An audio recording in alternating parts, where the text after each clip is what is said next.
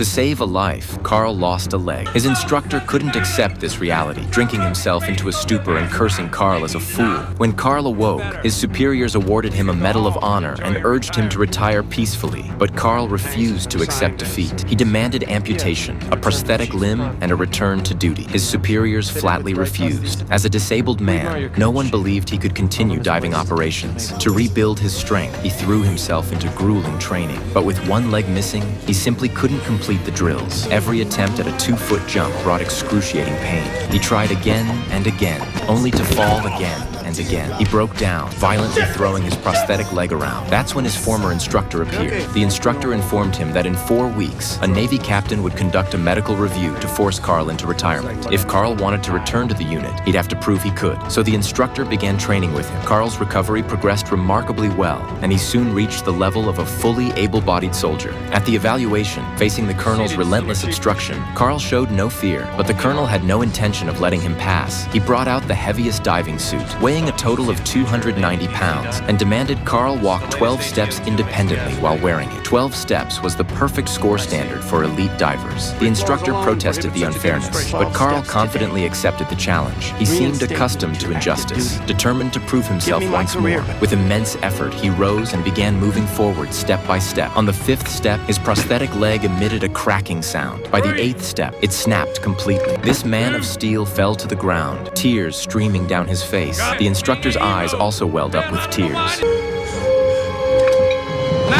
The Navy diver is not a fighting man. He is a salvage expert.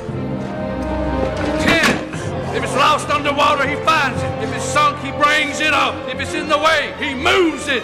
11. If he's lucky, he will die young 200 feet beneath the waves, for that is the closest he will ever get to being a hero.